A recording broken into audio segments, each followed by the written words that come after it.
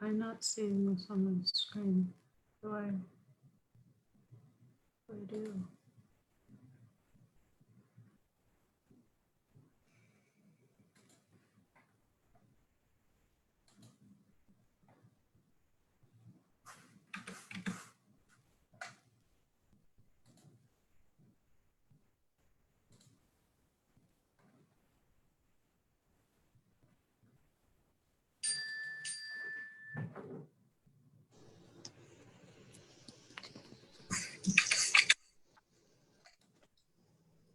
Should we start?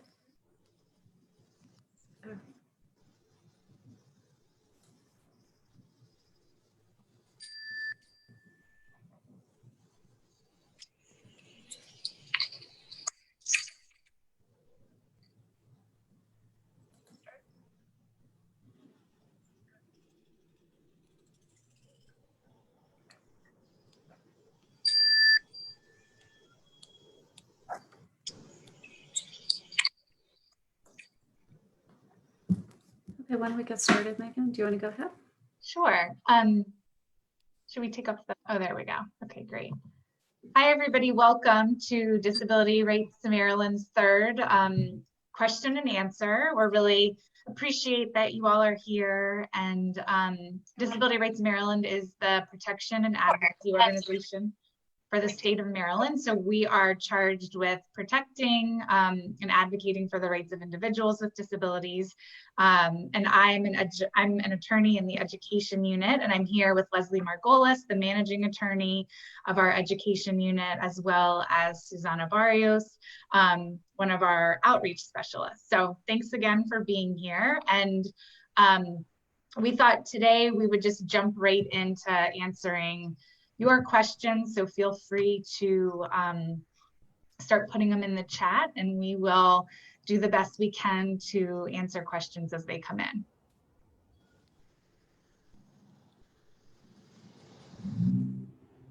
Okay, so right now we don't have any questions so far, but we can touch on some questions that were not answered last week.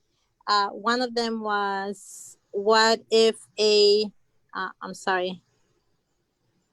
student has a sign language interpreter on their IEP? Are they supposed to provide an interpreter? So I'll take that one. Yes, well, possibly. So absolutely, distance learning needs to be accessible to a student with any kind of disability. So if a student who is deaf is needing to access distance learning, either the school system will need to make an interpreter available, or they will need to close caption, or they will need to use another method of ensuring that that student can access the learning that's taking place. So during synchronous learning, which is what the real-time learning that's going to be taking place for 3.5 hours a day, as we understand, beginning when schools reopen, that student will need to have a way of accessing what the teachers are saying during that period of time. The asynchronous learning is the learning that will take place on the student's own time during other parts of the day. And so that may not be, but it wouldn't be necessary. But for the times when students can call in and ask questions and communicate with teachers, certainly the school system will need to make a method available for students to be able to communicate with their teachers and other staff. Yesterday, MSD announced a mandate for 3.5 hours of synchronous instruction daily. Will be expectations that school systems implement these changes by the end of the month? Is there any clarity around this? Is there any clarity around this amount of whether therapies can be component of that 3.5 hours?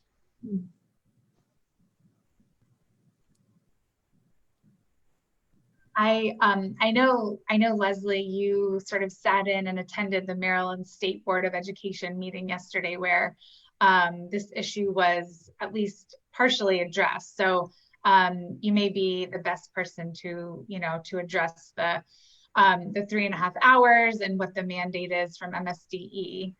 So I'll let you go ahead. Sure. Well, the words special education were discussed at the meeting yesterday. There was no guidance that's specific about what that means. And in fact, what the board did was essentially give local school systems till December to figure out how they're going to do the 3.5 hours of synchronous learning. They're not expecting districts to suddenly do 6 hours a day of learning, combination of synchronous and asynchronous. What they did talk about was that the synchronous learning doesn't have to be 3.5 hours in a row. It can be spread out during the course of the day, mixed with the asynchronous learning. And but they did not get to the level of would therapies for kids with disabilities, would related services be included in that time? They pretty much deferred discussion of special education and related issues to their next meeting. I will say that I attended an IEP meeting this afternoon, and there was a lot of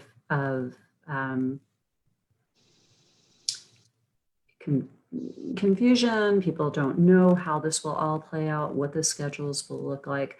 There is discussion about whether related services might happen during synchronous hours. What the team did say is that they have been told by their special ed office that at least some of the therapies should not be provided on Wednesdays, which are reserved for asynchronous learning and professional development. So there's a follow-up question. How the related services get scheduled is still not entirely clear. There's a related question. It says, are non-public schools supposed to follow this mandate?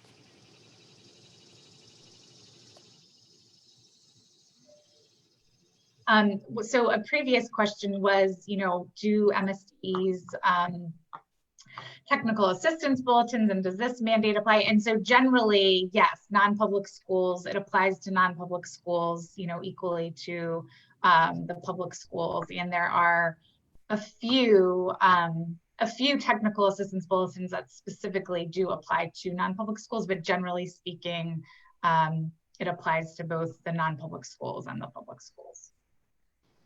Okay, there's I'm sorry. I have a 3.5-year-old with hydrocephalus and cerebral palsy starting preschool at Maryland School for the Blind 1 day a week. I was advised that she will not actually get a one-on-one when she's in classroom, PT, OT, or speech unless she goes 3 days a week, even if the IFSP writes that she needs it daily, weekly. Is that not within her rights?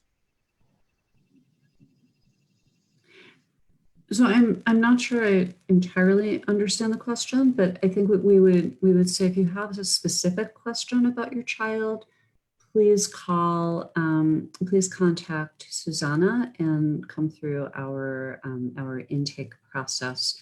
But what should be happening is IEP teams should be looking at your child's IEP or IFSP and looking and making decisions about what constitutes a free appropriate public education for your child, and making decisions based on what your child needs, not on what's available, not on what's convenient, but on what your child's needs are and what constitutes a free appropriate public education. So if you have specific questions about your child or concerns about your child, please feel free to contact Susanna, and we'll put that contact information back up at the end. Somebody asked about closed captioning, and they cannot see it right now. Could you explain some of the process for that? Sure. And what we will do, Leslie, maybe or Susanna, maybe you can type in the chat box as I am also sort of relaying this information, but we're working really hard on improving our accessibility. We were aware that it was an issue. Last week, we thought our closed captioning was working, and we determined last week that it was not. We've been trying to troubleshoot this week. So what we are doing is that as soon as this live session is over, this video will get posted to our Facebook page with closed captioning. So the closed captioning happens after the live session. If you want to go back and look at our previous question and answer events from the last 2 weeks, we have also put closed captioning on those videos. So during the live session, there will not be closed captioning, but we will provide the closed captioning after the live session and post it to our Facebook page. But we are currently working on doing better, and we're reaching out to a couple different resources to be able to help us troubleshoot so that it can be sort of happening during the live session. So we are working on it, and we're aware of the situation, but closed captioning will be on once this is posted on our website after the live. Okay, and I did just put a note in the chat box. Okay. There's a lot about the hearing impaired. All right. I'm sorry. What if a child has extreme anxiety and can't participate online much at all? So this is a question that's come up in a lot of different ways because children have anxiety or they have other disabilities that prevent them from accessing distance learning. So our position, and we've said this in our previous Q&As, but we feel like we need to say this every time we talk to families. Our position is that if your child cannot benefit from distance learning or cannot benefit from distance learning unless there is a person with your child acting as a one-to-one assistant, paraprofessional, then it is up to the school system to figure out how to make in-person services available to your child. And that can take one of several forms. It could be opening a school to limited numbers of children and providing services in a school building. It could be contracting with private providers to come to your home to provide services. It could be providing school staff to come to your home to provide services, finding another location to provide services. But what is not acceptable is telling you, yeah, we understand that it's not really possible for your child to participate, but our hands are tied and we don't really have a choice. And all we can offer you is distance learning.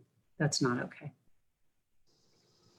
And I'll just to add to that, I do think, and this is something that we touched on the past 2 weeks when there were questions about one-to-ones or dedicated aides. And, for those students who, as Leslie said, are unable to participate in or access their virtual learning without the help of in-person support or, a one-to-one or a paraprofessional sitting with them in person, it's really important for the parent to document what's happening at home, because parents now are in this unique position. We are the primary observers of how our students are accessing their education and how virtual learning is progressing. And so if you're concerned that your student is not accessing virtual learning, try to keep a journal or take videos or jot notes down, whatever works for your family. But try to sort of collect your own data and your observations about why it is not working for your student. If your child's anxiety makes it so that he or she can't even open the computer, or opens it and then has to shut it down, or walks off and then they lose the whole day, document that so that when you do go to the IEP team, you can present them with your data and your observations and paint a really clear picture for them about what things look like at home. Because parents now have, that unique role and sort of, picture of what's happening, and you really need to sort of clearly communicate that to the school team. If they require students with an IEP to actually come into schools in order to get adult supports as required in IEP, is there an LRE issue since all non-disabled students are working at home?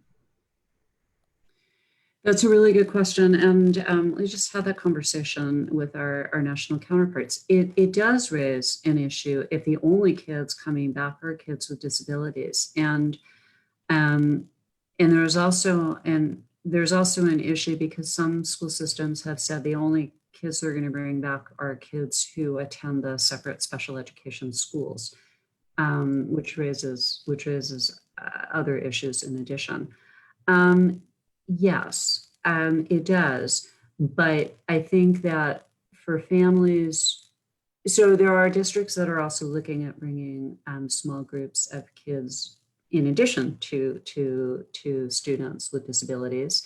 And there are other kids who are very vulnerable, who have definitely lost a lot by not being able to come to school. So in that case, it negates that LRE argument.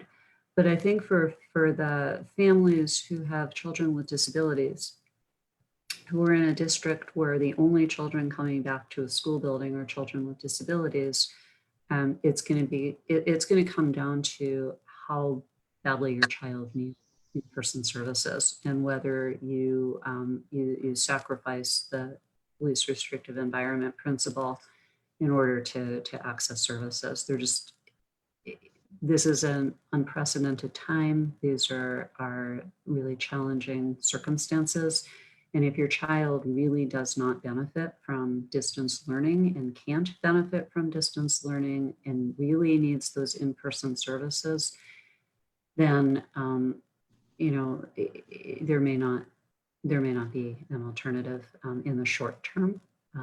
So I think it becomes an issue of weighing the pros and cons. Is Maryland School for the Blind considered a non-public placement? So I'll answer. The Maryland School for the Blind is created by state charter. So it acts like a non-public. It sort of looks like a non-public, but it's kind of a hybrid school in some ways. It's a state-operated program. So it has a board of directors, and it operates a little bit differently than a true non-public school does. But it's not a public school either. The School for the Blind and the School for the Deaf were created by a state charter, state statute. If a parent is unavailable for any particular synchronous learning class and the child is unable to participate due to the parent's inability because the student needs the additional adult support, how is this handled with regards to student absence?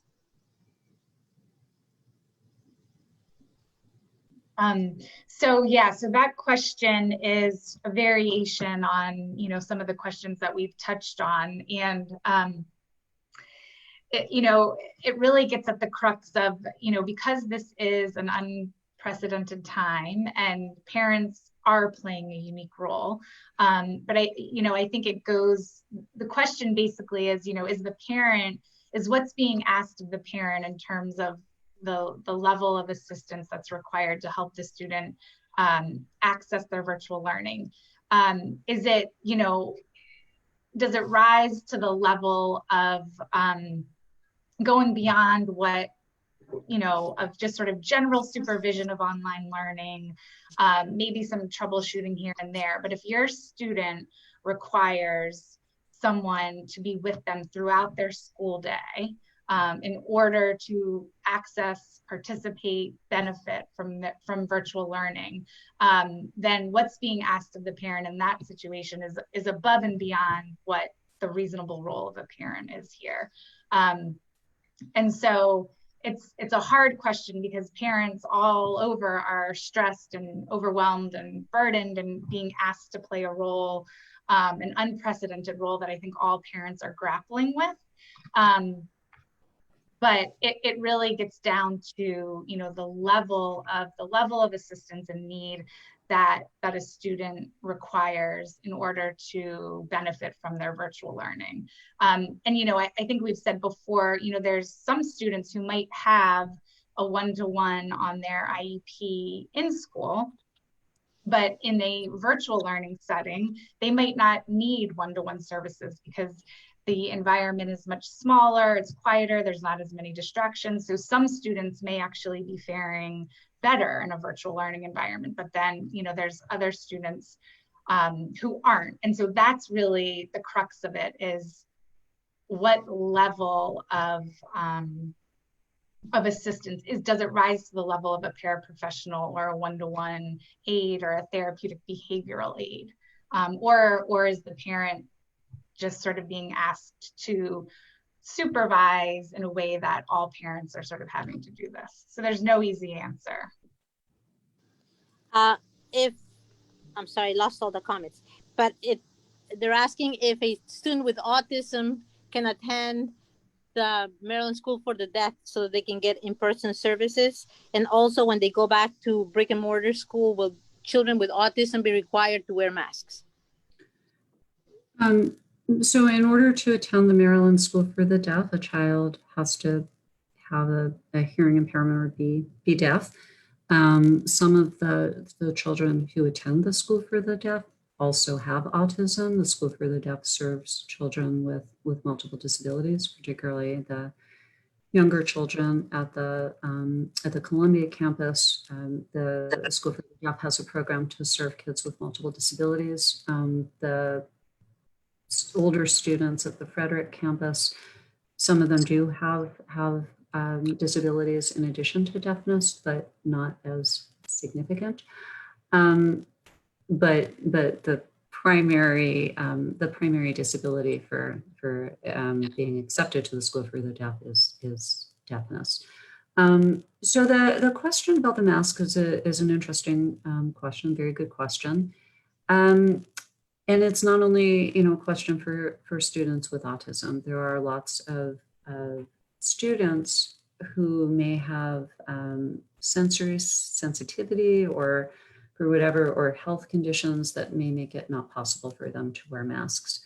We don't know what the requirements will be when schools actually reopen. I think we can assume that there will be a requirement that students wear masks, but I think every district recognizes that there will be some students who will not be able to wear masks, and they are planning accordingly. So there will be protective measures in place, and students will not be kept out of school simply because they can't wear a mask. In the spring, many parents were asked to sign documents that allowed the school to not address many, if not all, of IEP goals, many of which could have been addressed virtually. What would you advise if parents asked again to sign such documents? So that's a good question. And we touched on this last week, and I'm happy to touch on it again because I know that this is something that parents are grappling with.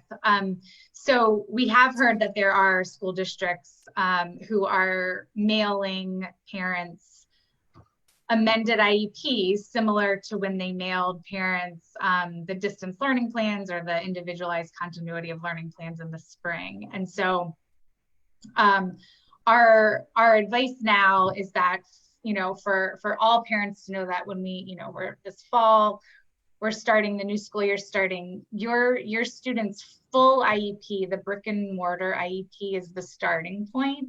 And so, you know, we're you know, telling parents, go back and try to find and save the last IEP that was in place when schools were still in session, because that's the full IEP, brick and mortar IEP. There may have been an annual meeting since then. That's the starting point. And the school systems, if they are mailing you amended IEPs, it should be the full IEP, possibly, right, with some amendments to allow for equitable access to the virtual learning environment. And so there's some things to consider. If you receive the amended IEP and you look it over, and it makes sense to you, again, parents have observed through the spring what their child's needs are in a virtual learning setting. So if the school system mails you this amended IEP and it makes sense, it takes into consideration what your student's individual needs are, you know, then you can consider signing it without requesting a meeting. But if they send you an amended IEP and it doesn't look like what that full IEP is, or the changes that have been made don't make sense to you, they're not supporting your student in the ways that you've observed them to need support in the spring, then you can always request an IEP meeting. You have the absolute right to request an IEP meeting to provide, you know, meaningful participation and input into what, if any, amendments should be made during virtual learning. But we definitely want to stress that it should be the full brick and mortar IEP. That's the starting point. And if changes need to be made to allow for access in the virtual, or adaptations need to be made, or modifications to allow the student supports in the virtual learning setting, those are sort of time limited amendments and revisions just for the time of the pandemic, just for the time of the emergency. And when the emergency ends and students are returned in school, these sort of COVID amendments will no longer be part of the IEP, and you will revert back to the full IEP. I'm sorry, I lost my, what if I don't agree with the IEP? What if we refuse to participate because the virtual is not accessible for them? What happens to the child's IEP? So I'm sorry, Susanna, you faded out and I missed the last part of what you said, but I think, go ahead, if you can just repeat the question. What happens to the child's IEP if parents refuse to participate because virtual is not working? So rather than not participating, we would strongly urge parents to request an IEP meeting and explain their concerns about virtual learning. And then if the district holds firm, to consider mediation or potentially due process or complaint to the State Department of Education, which is really very easy to file, and there's a sample complaint in the back of our education handbook. But the risk of simply refusing to just saying we're not going to do this is that moving forward, when schools reopen, the expectation is that students will participate and attendance will be taken, and there is a level of accountability for families that did not exist in the spring, and a level of some accountability for staff as well. So from our perspective, it makes much more sense to ask for an IEP meeting and be on record expressing concerns about the distance learning plan, and to try to advocate for in-person services and more in-person support. And then if the team says no, and for any decision that an IEP team makes, if they want to take an action you disagree with, or they refuse to take an action that you're requesting, the team has to provide you with what's called prior written notice. And in that prior written notice, they have to explain what their decision was, the basis for that decision, everything they've relied on in making that decision, all the assessments, all the documents, everything that went into their decision, all the other alternatives they considered, the reasons they rejected those other alternatives. And they have to tell you about access, where you can access more information about your rights. That's a very important document for you if you then want to challenge the decision of the team. And it puts them some of the onus back on the team to explain why they think that this is an appropriate way of educating your child, rather than you just throwing up your hands and walking away, which leaves you with the potential potential risk of truancy charges. What about, I'm sorry, in Carroll County, where they are bringing small groups of special needs students, but my son does not attend the special program. They are only catering at this time. So yeah, we had sort of had a similar conversation again with our national partners about that today. Our position, because we have heard of districts who are considering bringing in students from certain centers or certain regional schools, and it sounds like that's what's being proposed in Carroll County. Our concern with that is that it's not individualized, and that it really isn't. It should be an individualized decision for each student. Each student with a disability who has an IEP, the questions need to be asked. Is this student accessing and participating in distance learning, and is there are they receiving an educational benefit? Are they progressing? And if the answers to that are no, and they need in-person services, then that's the IEP team's obligation to the school system's obligation to provide FAPE and to provide those in-person services. So we are, I think we're encouraged that districts are talking about and proposing plans to bring students who may need it in for in-person services and school, but the way that they're doing it, as you've said, is concerning. And I think, again, the advice would be to go request an IEP meeting, explain to the team all of your concerns, bring any of your data, your observations about why your student has not been able to access or benefit from distance learning, and request those in-person services for your particular student based on their individual needs. What about infant and toddlers program? How are they supposed to handle the services? So infants and toddlers is supposed to proceed with services. Our understanding is a lot of those services are provided on a consultative model, which is a concern, because the infants and toddlers statute is pretty clear that services should be both direct and consultative. That services can be done virtually with training and support to families. If an infant or toddler needs hands-on in-person services, that's something families can be asking for, and there is a dispute resolution process within the infants and toddlers program, as well as within the special education program for preschool and older children. So it is possible. Our understanding is that even through most of the pandemic, evaluations have been taking place. Screenings and initial referral evaluations have been taking place within the infants and toddlers program. So some in-person services, at least in some districts, have been occurring.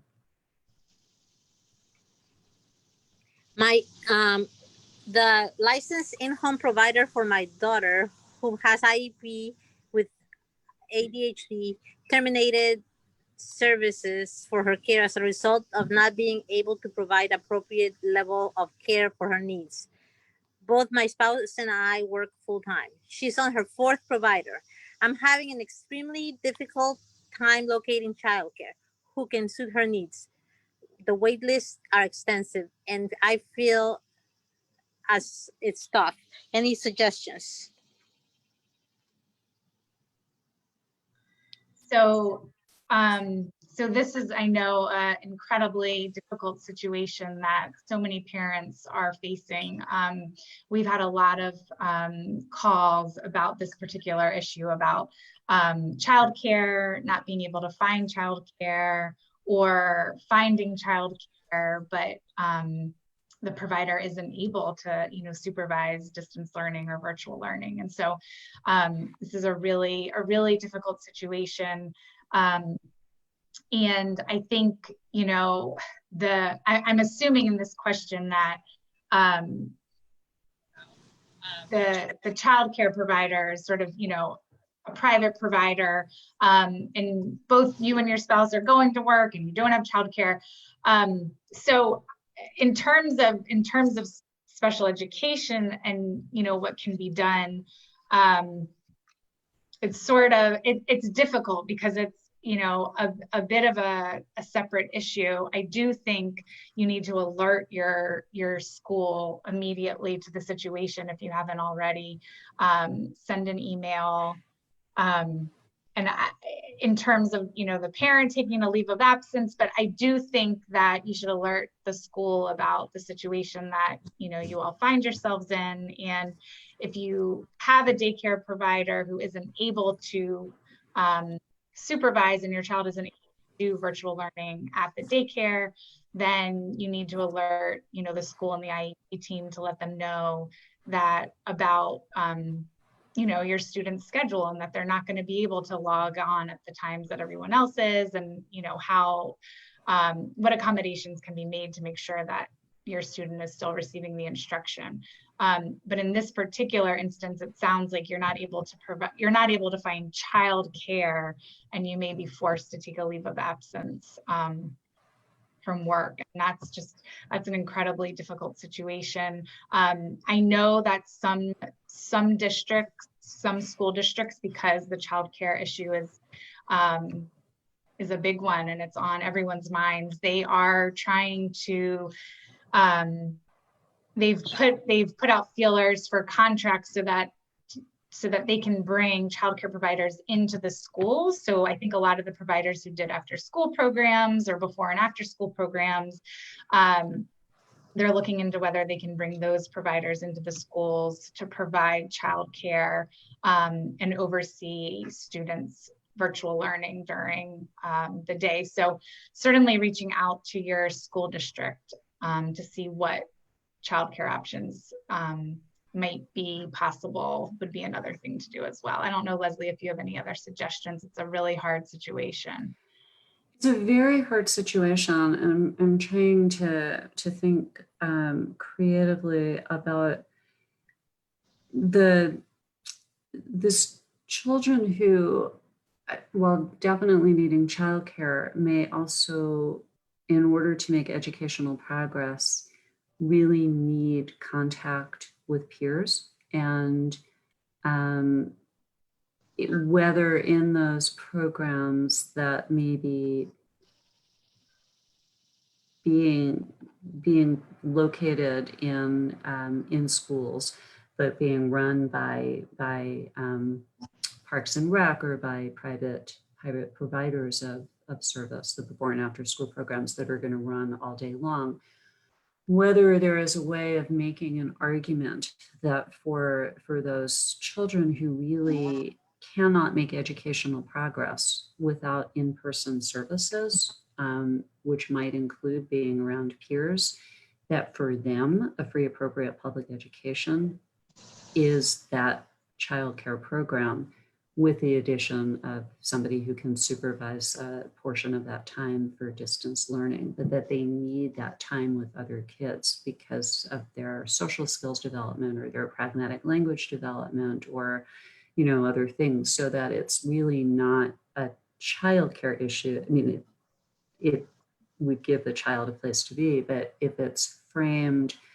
as an education issue, which for some number of kids it is, that's another way to look at this. So, but you would have to have the support for that argument that your child cannot make educational progress without in-home services, and that what they need in order to make progress is the in-person and the social connection to peers. And then I think it's still a long shot that it's possible. During an IEP recently, I was told both the teachers and the IEP team agrees that my child needs more hours with the one-on-one, but the administrator said that they needed to take it back to the central offices to see if they would approve additional hours. And I'm still waiting for that. Are they supposed to, is it central office who decides how many hours the student needs and approves for a one-on-one? It's the IEP team whose decision, and you know, this is, so yes, so the IEP team is the decision maker. The IEP team, with the parent being an integral part of that IEP team, and it sounds like, in fact, you know, your IEP team did make a decision. And so no, so the central office should not be changing the decision that was made by the IEP office. I know we do sometimes see IEP teams taking it back to the central office for sort of this stamp of approval or, you know, formal approval of those hours, but it is absolutely the IEP team's decision. And so I would, if you haven't already received the prior written notice that Leslie was talking about before, so the school system, after every IEP meeting, is obligated to provide the parent with the prior written notice within 5 business days. So if you have not already received the prior written notice and it's been 5 business days, I would email the IEP chair and ask for that. And then you're going to want to review the prior written notice to make sure that it accurately reflects the decision that the IEP team made. And I would, you know, contact the IEP chair and the principal of the school and say, you know, is that the IEP team made the decision, it's in the prior written notice. When can we expect, you know, the services to start? And that is an issue. If you're running into a problem, that might be a good time to give us a call. And again, we'll put up the phone number that you can call to do an intake with Disability Rights Maryland. At the end of this, we'll put the phone number back up if there's sort of specific questions in your particular case. You know, if BCPS has a plan you know, if BCPS has a plan to be able to provide IEP 504 assessments or reassessments, in particular for high school students who need updated assessments?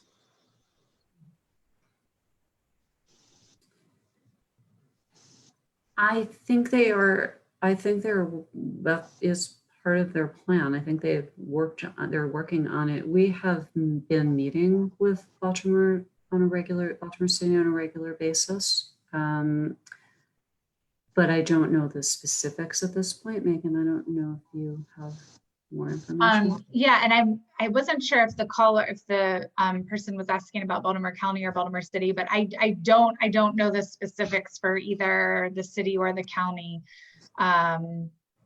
except to say that, you know, they should be, you know, moving forward. And I don't know how backed up they are, but I know that, you know, the provision of 504 services and the assessments and all of that is moving forward, and the timelines, you know, are the same.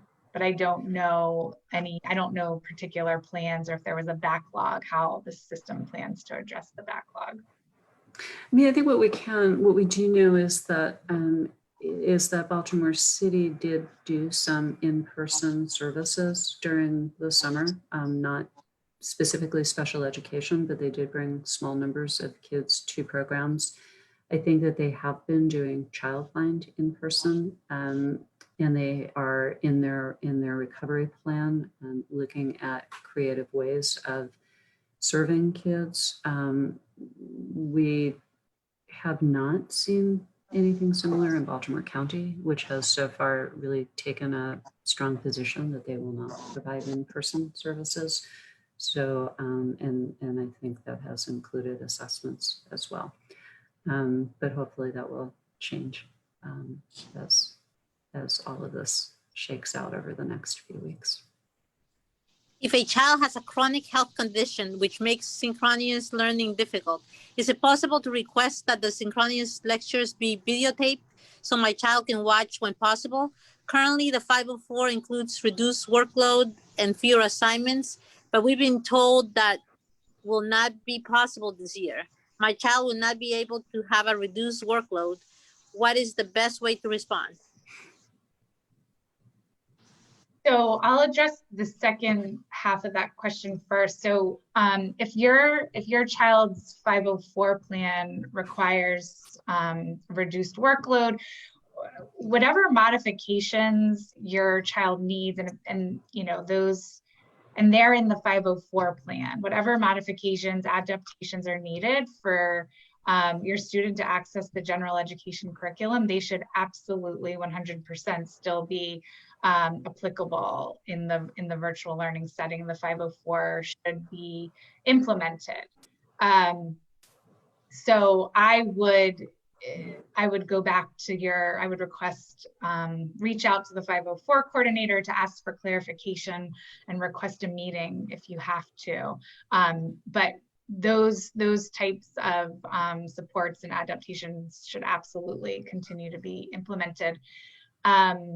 And the first part of the question, I'm blanking. Susanna, could you repeat the first part of the question? If she could record the synchronous lectures. That's right. So we have heard sort of concerns and pushback about the recording because of privacy issues. But again, you know, I would go back to the 504 team. And, you know, because of the chronic health condition or the disability or whatever the case may be, if your student is unable to access the synchronous instruction, then you go back to your team to figure out what the plan is and how to make it accessible so that the student can access the instruction. What about high school students who are in life skills programs and were receiving working experience? Okay, so I'm sorry, my internet is unstable, which, you know, I guess is something experienced by lots of students and their families as well. The issue, so this has been an issue, and while there are some vocational programs that students have been able to or should be able to participate in virtually, and we've heard some really creative stuff from the State Department of Education. Whether it's worked its way down to schools, I don't know. But one of the potential options is for students who really need that additional in-person time and have lost really have lost something during this period. There are two ways to go. One is if for appropriateness reasons they may need to stay in school longer. That could be a topic for the IEP team to discuss if they're very close to turning 21 and leaving the school system. Another is because the issue of compensatory services needs to be discussed for all students who may have lost skills or lost opportunities during this period of time between March and June, or until they get appropriate services again.